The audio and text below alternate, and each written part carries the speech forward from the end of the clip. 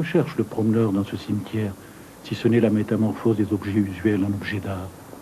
Et que trouve-t-il, si ce n'est la généalogie glorieuse ou misérable des objets qui l'environnent aujourd'hui?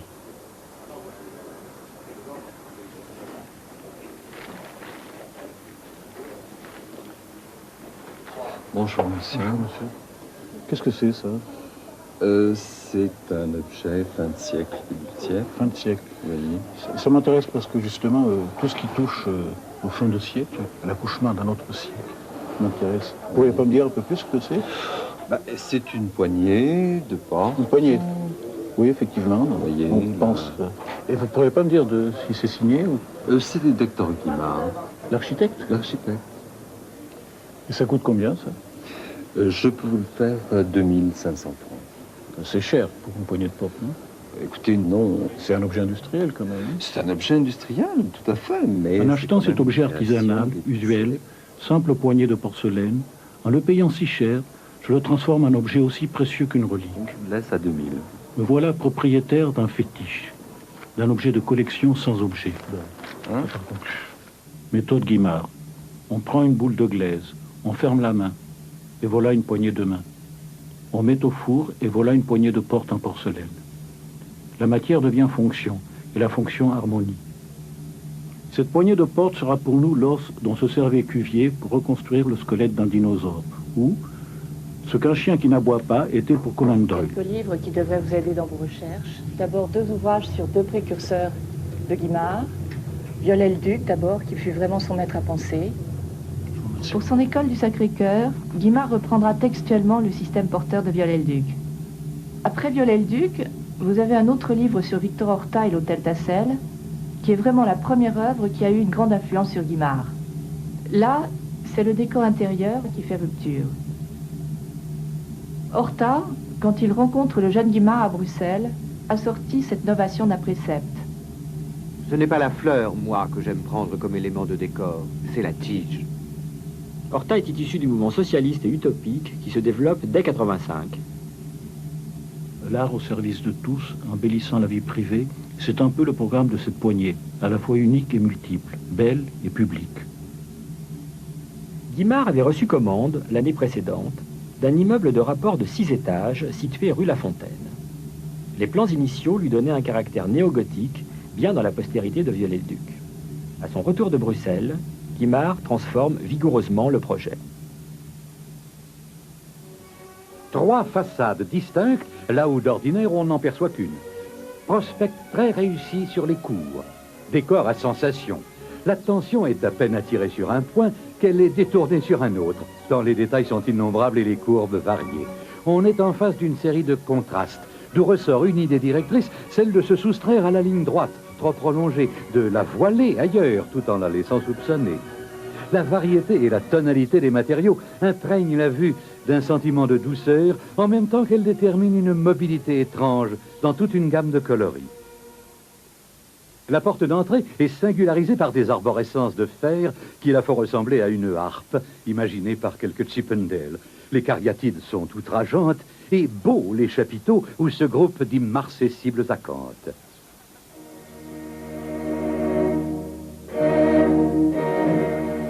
La célébrité de M. Guimard date du jour où il fit revivre au Castel Béranger la notion du maître d'œuvre. C'est en effet une chose nouvelle.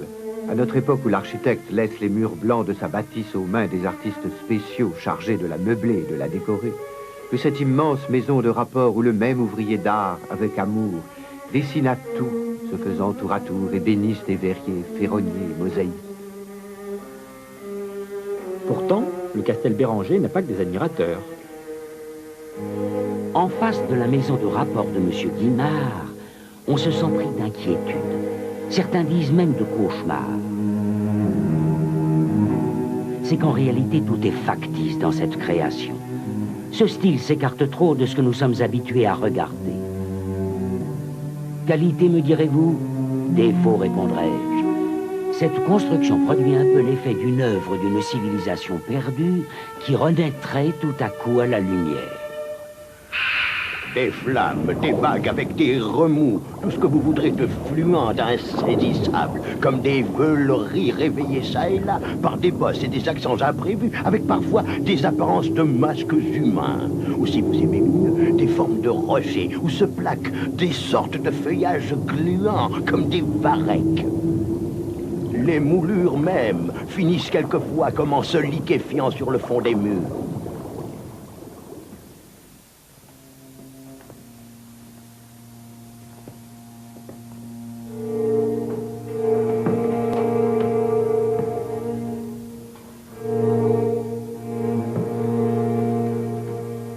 Ces vitraux, ces moulures, sont à la fois un regret du passé par leur gratuité et un éloge de la modernité par leur invention décorative.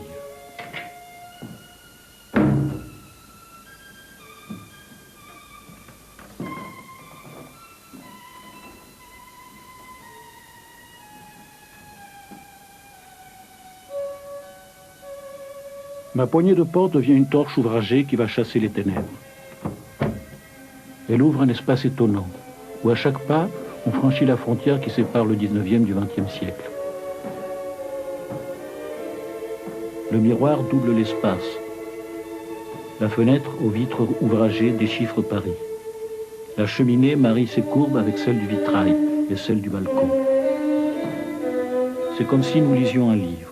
Partout, l'architecte calligraphie les objets de cette écriture bizarre, nouvelle, et les métamorphose en signaux.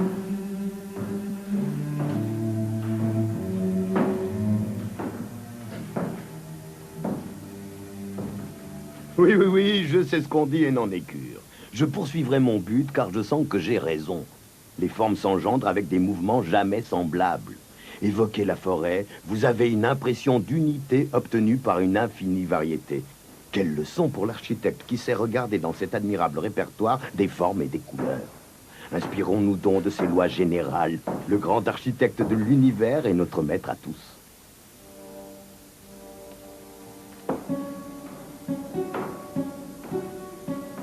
C'est un fait qu'il est bon de publier bien haut cet immeuble, où toutes les habitudes sont renversées, où le goût du jour est comme assommé d'un formidable coup de poing dès le seuil, trouve non seulement des locataires, mais en refuse. Ces 36 appartements étaient loués en quelques mois, et pas à des artistes, pas à des amateurs d'art nouveau, non, à de bons bourgeois, séduits par la clarté, la gaieté, le confortable, les bonnes dispositions et la parfaite commodité de tout. Le peintre Signac, habitant du Castel, est enthousiaste. Eccentric house pour les passants, mais gai, pratique et clair pour les locataires.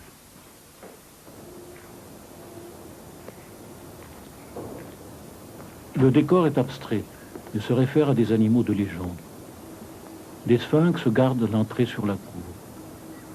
Des lézards glissent sur les piliers de la porte principale. Un oiseau se cache sous le bow window. On devine un chat entre les consoles de l'échauguette.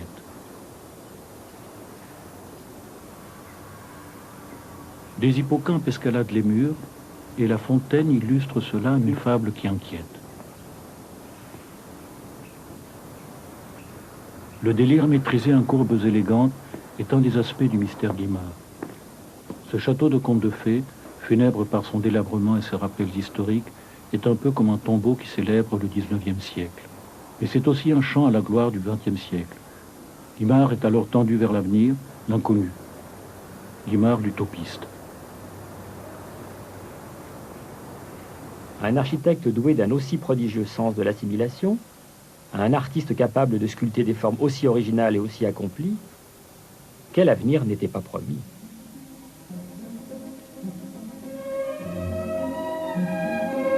Monsieur Guimard, l'architecte du Castel Béranger, a ouvert le 4 avril dernier au Salon du Figaro une exposition qui durera un mois. Dans un luxueux album, Monsieur Guimard a fait représenter jusqu'au moindre détail de son œuvre. Quelles que soient ses convictions et ses goûts, l'on ne peut pas ni point voir l'expression d'une pensée forte, haute et sincère, d'une probité artistique se refusant à tout compromis, d'une volonté persévérante à chercher non une renommée éphémère dans quelques nouveautés propres à flatter le goût des masses ou le snobisme, mais la formule d'art qui convient à son temps. Il y a aussi, réunis en nature, des fragments de la ferronnerie, de la serrurerie, de la menuiserie, de la verrerie et de la tapisserie murale, imaginés pour la maison de la rue La Fontaine. Une foule d'objets propres à donner l'idée de ce qu'est, dans sa conception, une maison répondant aux besoins et aux idées de notre époque. Architecte d'art, car c'est ainsi qu'il se présente, M. Guimard s'est expliqué sur les principes de son style. Il les recherche dans l'œuvre de la nature, qui contient 3 principes absolus, la logique, l'harmonie et le sentiment. Tout cela décèle la rapidité d'exécution. C'est qu'il faut produire à bon marché, et rapidement. Ils ont voulu réaliser l'ameublement démocratique. Ils se préoccupent donc assez peu de la beauté. Notre art décoratif ne se renouvelle que par des emprunts faits à l'étranger. Eh oui, c'est la continuation d'une vieille tragédie française. Encore faudrait-il adapter ces emprunts à nos habitudes. Il y avait peut-être mieux à faire pour un artiste français que d'aller chercher son inspiration en Belgique. N'oubliez pas qu'il s'agit d'une simple méthode. Il y a combien pour ça?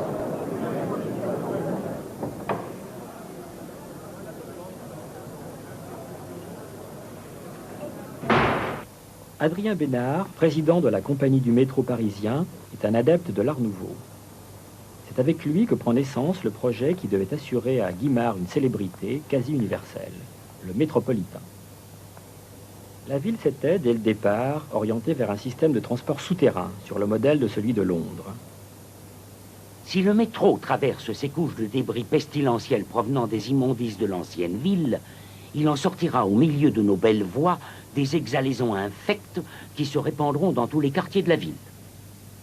Que fait-il en effet à l'habitant de Londres d'être sous terre, au milieu de la vapeur, de la fumée et de l'obscurité? Il est dans les mêmes conditions sur terre. Mais prenez le Parisien, qui aime le jour, le soleil, la gaieté. Proposez-lui un moyen de transport qui sera un sépulcre anticipé. Il refusera et préférera au besoin l'impérial d'un omnibus.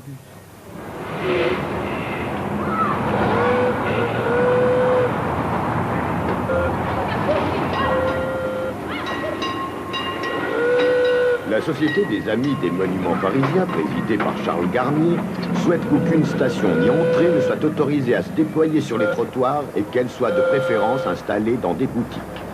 Le métro, aux yeux de la plus grande partie des Parisiens, n'aura guère d'excuses que s'il repousse absolument tout caractère industriel pour devenir complètement œuvre d'art. Appelez à vous la pierre et le marbre. Appelez le bronze et les sculptures et les colonnes triomphales. Paris ne doit pas se transformer en usine.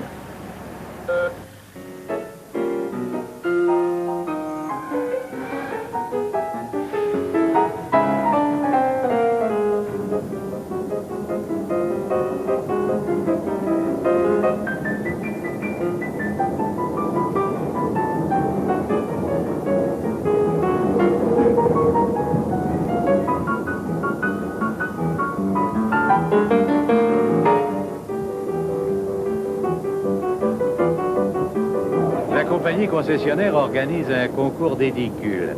Monsieur Duret obtient le premier prix. C'est très correct, suffisamment décoratif et ne vieillira pas brusquement comme tant de fanfreluches amusantes, mais éphémères. Notre confrère, Monsieur Levitsky, a envoyé de charmants abris rustiques dans le style cher aux habitants des plages normandes. La décision de Bénard, évitant à Paris ses preuves accablantes d'académisme, dote la ville de sa plus éclatante manifestation d'art nouveau. Nous connaissions Guimard sans le savoir. C'était un vieil ami. Nous avions aimé ses entrées, comme de vieilles connaissances. Maintenant, nous comprenons mieux leur charme. Guimard était fait pour s'attaquer à ce problème nouveau qu'était un métropolitain souterrain. L'entrée est un péage, un octroi. C'est une halte entre le haut et le bas. C'est une invitation au voyage rapide, d'où cette allure gracieuse et fragile des stands forains qui nous introduit dans le monde des 1001 nuits, avec ses trains fantômes et sa fée électricité. Ces portes ouvragées sont des signaux. Elles disent aux passants, ici tu quittes la surface pour emprunter un tapis volant qui te conduira n'importe où dans Paris.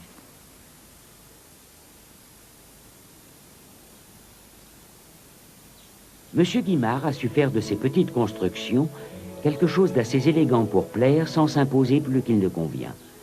Elles sont remarquablement légères d'aspect, bien que leur pièce n'ait rien de grêle. Et la forme en est très agréable dans son originalité. Celle-ci tient surtout à la disposition de la couverture qui se relève des deux côtés de l'arrêtier, de même qu'en avant, l'arrêtier formant gouttière. L'inconvénient de la pluie dégoulinant des bords de la marquise étant évité par cette disposition. La surface contournée de la verrière intéressera tous les géomètres, et son aspect qui rappelle la libellule déployant ses ailes légères est tout à fait plaisant. L'ossature des édicules est tout entière en fonte. La grossièreté naturelle de la fonte, le caractère pâteux de ses creux et de ses côtes, qui la rendent impropre à tout moulage exigeant du fini, sont mis en valeur par ce modelé où creux et côtes naissent, se développent, meurent, sans arête, sans forme nettement déterminée. Personne jusqu'ici n'avait traité la fonte avec autant de bonheur que M. Guimard. Le métro inquiétait les Parisiens. C'était un égout, un tunnel obscur plein de miasmes. On y souffrait d'asphyxie, de claustrophobie, de panique. Comment imaginer une sortie ou une entrée de métro sans que ce soit une plaque d'égout, la bouche d'un toit? L'imagination de Guimard se manifeste en floraison verte, en végétation luxuriante de métal qui jaillit des gouffres du métro. Pour Guimard, le jardin de l'Éden se nourrit du fumier de l'enfer. Quel architecte aujourd'hui serait capable de dessiner l'entrée d'un parking, capable de penser avec autant d'harmonie la forme d'une cabine de téléphone? Les gares du métropolitain sont un réel embellissement pour Paris. Et l'on peut espérer qu'après elles, nous verrons enfin adopter pour les petites constructions de rue des projets moins fastidieusement vulgaires que jusqu'ici.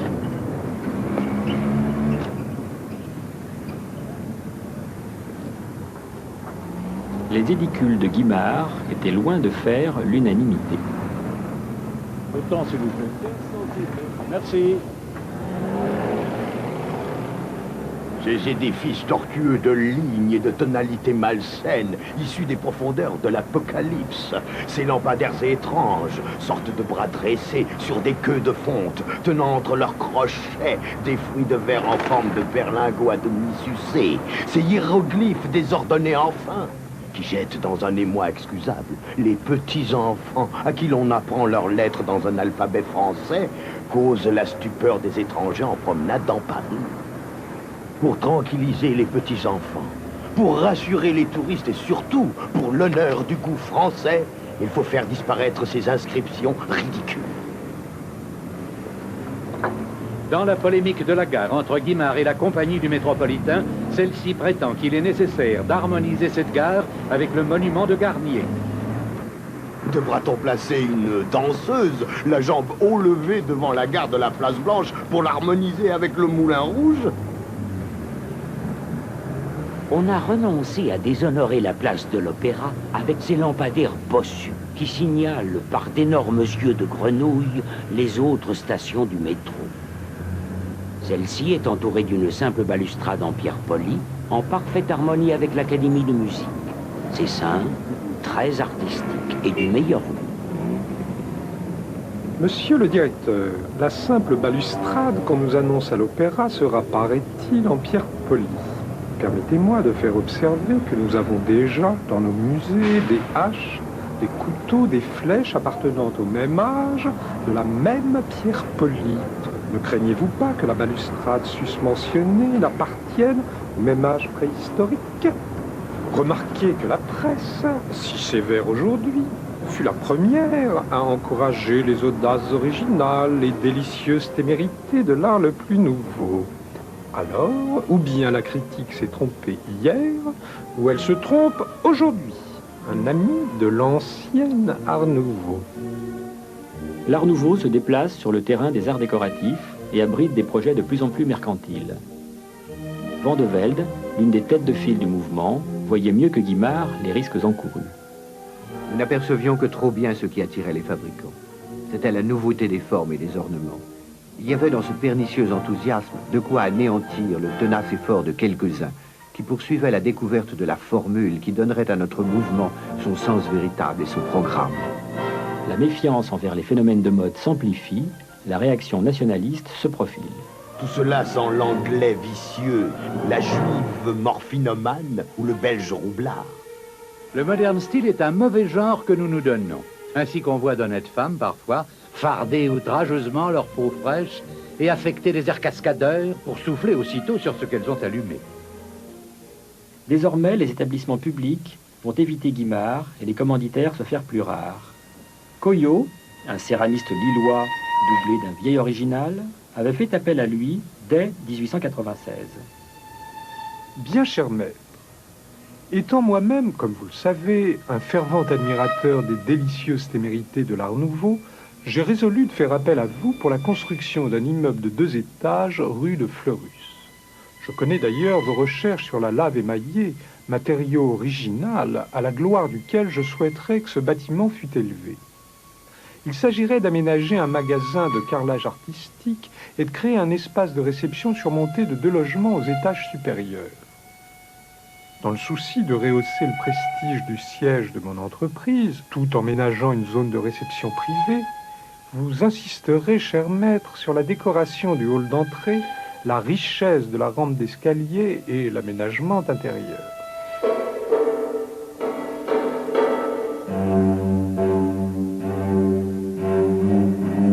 Croyez, cher maître, à ma plus vive admiration, etc. Louis Coyot.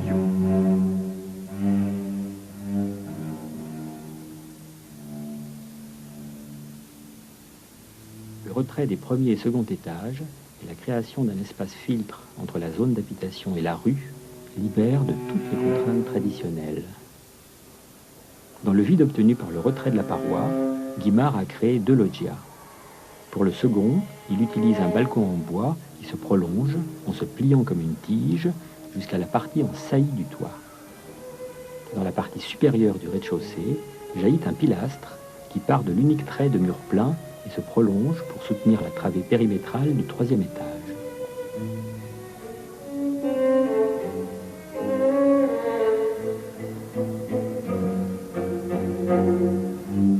Guimard a conçu pour Lille la plus polémique de toutes ses œuvres. Faut-il ajouter qu'il n'y eut aucune autre commande? On appellera le bâtiment la Maison du Fou. Conscient de la réaction qui s'amorce, Guimard veut imposer son style en dehors de toute référence à l'Art Nouveau. Il invente donc le style Guimard et profite de la vogue des cartes postales, toutes nouvelles à l'époque, pour tenter de le populariser. De 1903 à 1907, le style Guimard circule.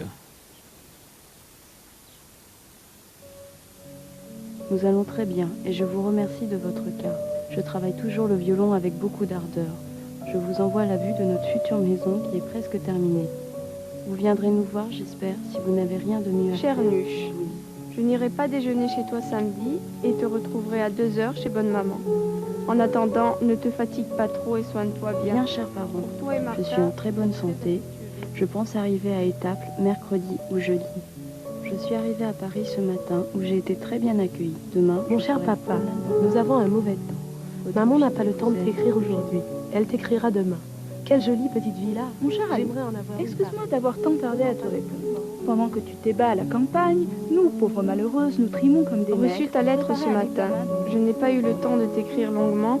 Nous sommes allés voir jouer Résurrection. C'est très beau. Voici le castel où Daniel travaille. Ma chère Fernand, je te remercie d'abord pour ta carte. T'amuses-tu? Moi, oui. Je joue à tennis tous les matins. Je m'amuse tout le reste du temps. Cela t'étonne, n'est-ce pas, connaissant mon caractère? Toute période de plénitude se doit de s'achever sur un chef-d'œuvre. Ce sera le Castel Orgeval, où Guimard résume plus de 10 ans de sa carrière. Construction onirique, sublimation de tous les logis de Guimard, cuirasse d'un guerrier samouraï, gîte militaire qui aurait excité la verve d'un Gustave Doré. Partout, l'asymétrie règne, mais jamais aux dépens de l'harmonie. Dans ces villes-là, libéré des contraintes urbaines et de la sacro-sainte institution de la façade, Guimard ménagera des retraits et des avancées. Il accentue son sens de l'arrangement pittoresque, de l'asymétrie, du motif inattendu. Il met l'accent sur des détails autour desquels se concentre la composition, utilisant aussi bien le bois que la fonte, la brique, la tuile, la pierre meulière ou même des galets comme à la Bluette, il les associe en des collages insensés où s'affrontent puis se fondent leurs textures. Harmonie de l'étrange, virtuosité de l'hétéroclite qu'emblématise le fameux Castel Henriette, avec sa tour, son chemin de ronde, ses grottes artificielles, son ruisseau. Une invitation au mouvement par sa façade enveloppant toute la construction. Une exubérance vivace, tour à tour ridicule et poétique, qui ouvre la voie à l'architecture moderne.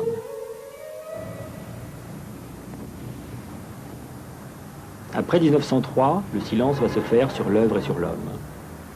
La période la plus brillante de la carrière de Guimard venait de s'achever au moment précis où de nouveaux horizons se dessinent, avec Perret et Sauvage, dans le ciel de l'Art Nouveau. Heureusement, grâce à un petit noyau de clients fidèles à une riche épouse, Guimard pourra encore produire, quoique de façon de plus en plus ralentie, fort loin du devant de la scène. Non loin du Castel Béranger, Guimard édifie en 1910 un charmant hôtel pour son ami Paul Mézara. La façade appartient à l'univers de l'Art Nouveau, mais les accolades au-dessus des ouvertures, l'élan vertical, trahissent l'inspiration médiévale du style Guimard.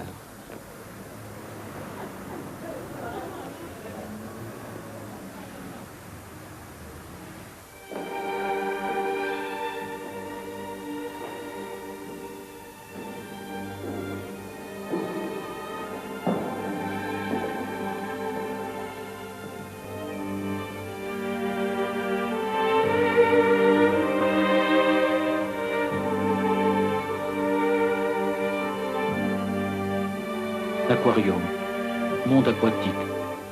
Le plafond verrière lumineuse et comme la surface de la mer, un toit tranquille où marchent des colons.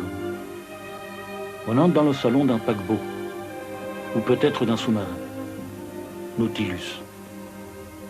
Guimard ici se fait Jules Verne. Le capitaine Nemo monte l'escalier. Mézara, ce marchand de dentelle, occupe une forteresse marine. Voyez ces coursives, ces habitacles, cette manière transatlantique de flotter dans Paris. L'hôtel est la synthèse de l'esprit nomade et des habitudes sédentaires. Nostalgie du voyage.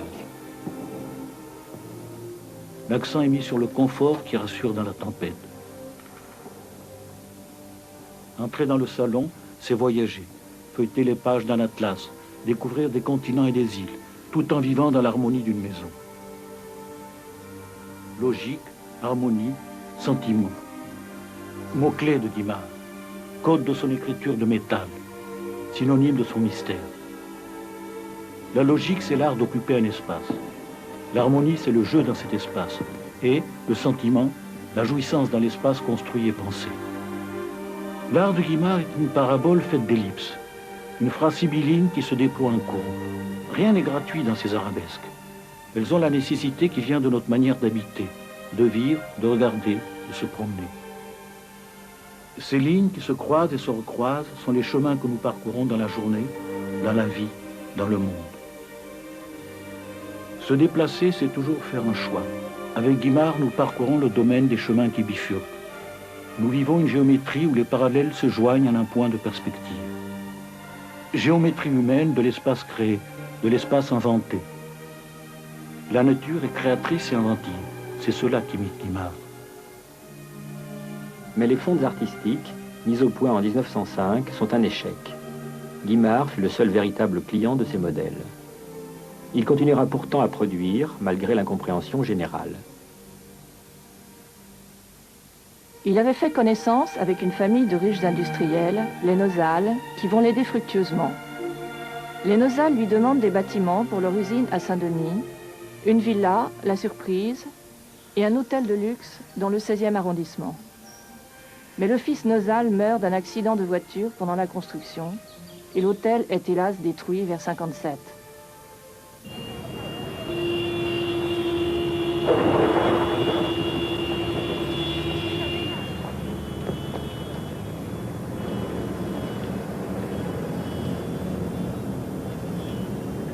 Guimard dessinait parfois les demeures d'éternité de ses clients.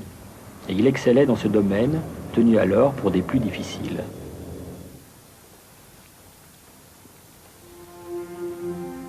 Guimard dessine des tombes comme s'il voulait achever son système, inscrire son style dans la pierre. La tombe d'Ernest Caillat, au Père-Lachaise, ressemble à une voiture 1900, à une Rolls-Royce peut-être. Le mort est là qui conduit l'automobile. On nous montre l'habitacle de granit, la calandre de marbre. Voici un conducteur qui, comme le fils Nosal quelques années plus tard, passe la frontière qui sépare le monde des vivants de celui des morts. Un tombeau est un véhicule qui nous conduit vers une deuxième vie et un monde nouveau.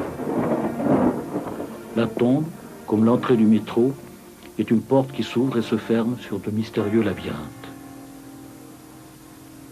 En 1938, l'architecte disparaît de la scène parisienne. On le croit mort.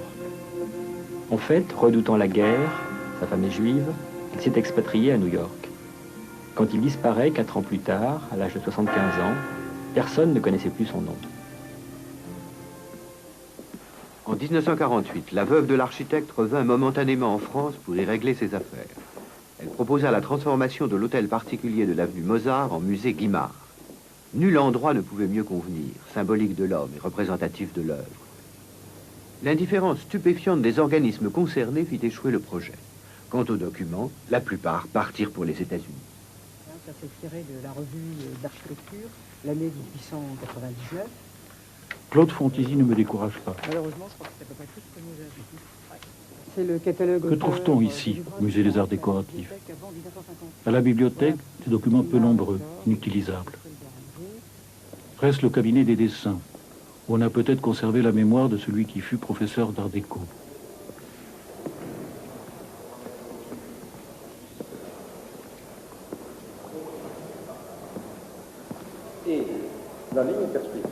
Yvonne Branemer, la directrice du musée, organisait la première exposition Guimard en France en 1971. Ici, nous avons quelques dessins qui proviennent donc de ce fond. Et puis surtout, ici apparaissent alors ces dessins qui montrent justement ce talent extraordinaire, cette liberté justement avec laquelle Guimard maniait la plume ici. Car on se rend compte qu'il devait accompagner sa plume d'un geste.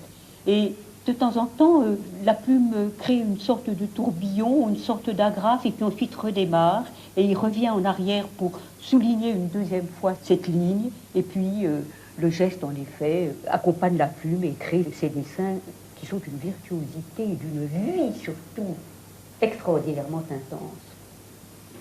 Hector Guimard avait dessiné toute une série de vitraux. Des vitraux qui se trouvaient au rez-de-chaussée du Castel Béranger. Vous avez ici la fenêtre générale et puis un motif central. Et autour de ce motif central, Guimard a réalisé toute une série d'esquisses et qui montrent justement comment il recherchait un motif. Il avait donc un motif central qui était coupé par les boiseries de la fenêtre. Il commence à faire un dessin ici un petit peu scolaire peut-être, mais toujours avec ses agrafes. Là, subitement, il prend 2 nœuds qui sont réunis par des courbes. Alors ici, nous avons justement tout ce travail gestuel. Il laisse aller la main pour trouver le rythme, en fait, qui sera le rythme définitif. Ceci est une photographie de la maison Nosal, probablement peu de temps avant la démolition, et qui montre de quelle manière elle était construite autour de cette partie centrale. On arrivait sous ce hall qui était dominé donc par une grande coupole. L'extérieur raconte l'intérieur. Chaque fenêtre est dessinée de manière à raconter ce qui se passe à l'intérieur de l'espace. Et les différentes pièces de la maison sont organisées autour d'un hall central, lui-même arrondi, auquel on accède par l'escalier qui est ici sur le côté. Et il avait mis un soin très particulier au passage des façades de l'une à l'autre. Mais c'est intéressant de comparer ce dessin et ce plan avec le plan de la Casa Mila de Gaudi. Car Gaudi a construit la Casa Mila exactement suivant le même schéma. Alors maintenant, quelques dessins du métro. Le métro, c'est toute une aventure. car d'abord il avait fait des quantités d'entrées de métro qui ont été malheureusement détruits. Il ne reste plus maintenant que le modèle, l'entourage classique. Ce qui est intéressant, ce sont tous ces projets justement faits sur calque ou sur des coins de papier où l'on peut découvrir véritablement cet itinéraire de la pensée d'Hector Guimard. Dans tous les cas, il avait une aisance extraordinaire, une virtuosité, et qu'il a su transmettre tout de même dans la pierre, dans le bois, dans le métal, et dans la porcelaine également. Ces plans étaient enterrés dans le parc de Saint-Cloud. Mis au contact de la lumière, ils se décomposent sous nos yeux, condamnés à disparaître comme tant d'œuvres de Guimard. Salle Humbert de Roman, disparu. Hôtel Nosal détruit pour permettre une opération immobilière. Hôtel Roi, disparu. Castel-Henriette, détruit. Gare de l'Étoile de la Bastille, démoli à coups de masse. Pourquoi cet acharnement? Pour remplacer ces œuvres par quelles autres œuvres? Zazie attendra longtemps le métro à la gare de la Bastille.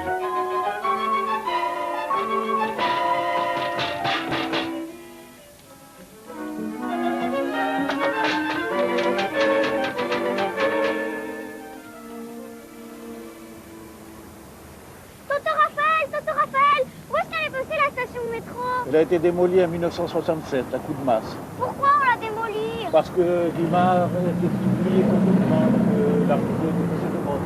Le mode, c'est vous. Moi,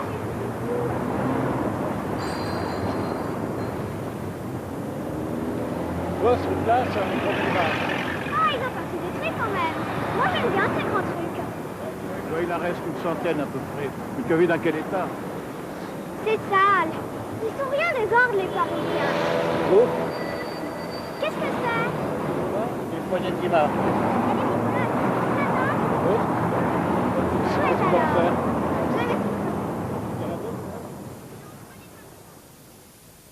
On construit trop souvent pour plaire au plus grand nombre, mais on démolit toujours ce qui ne ressemble à personne.